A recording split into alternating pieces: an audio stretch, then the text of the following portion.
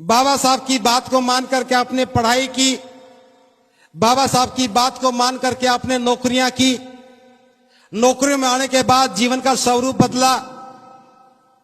आपसे बाबा साहब यही उम्मीद करते थे, लेकिन उनकी भी कुछ उम्मीदें हैं।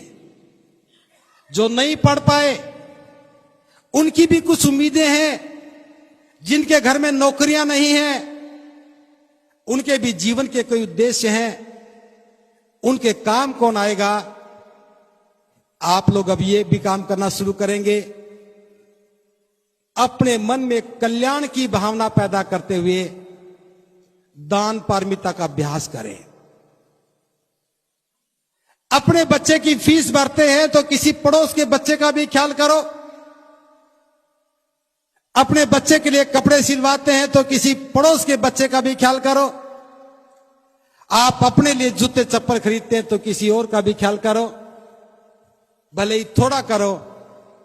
बौद्ध होने का यह भी एक प्रमाण है कि आपके मन में करुणा का वास हुआ और हम अपने भाइयों के प्रति दयालु बने, हितैषी बने। केवल मंच पर बात करने से तो होता तो मैं अकेला ही बहुत था, लेकिन ये काम तो करने से होगा।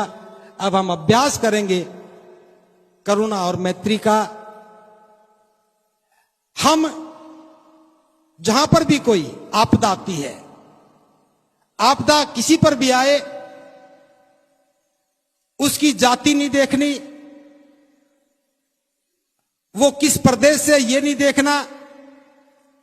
हम पूरी मानवता के लिए काम करने वाले लोग हैं। किसी भी प्रकार की आपदा में आपको सहयोगी बनकर के सहायता भिजवानी है। चाहे कहीं बाढ़ आ जाए, चाहे कहीं आगजनी हो जाए, चाहे कहीं और प्राकृतिक आपदा आ जाए, ये बौद्धों का गुण है। बाबा साहब ने भारत में बौद्ध धर्म का भविष्य जो लेख लिखा था उसमें इस बात का जिक्र किया। और बाबा साहब ये चाहते थे कि भारत के बौद्ध भी करुणा और मैत्री के साथ लोगों के कल्याण के लिए काम करें। क्या आप तैयार हैं इस काम के लिए? यह आंदोलन अब एक नए परिवेश में प्रवेश कर रहा है। अपने लक्ष्य की साधना में एक महत्वपूर्ण पायदान पर हम पहुंच चुके हैं और सारे देश के बौद्ध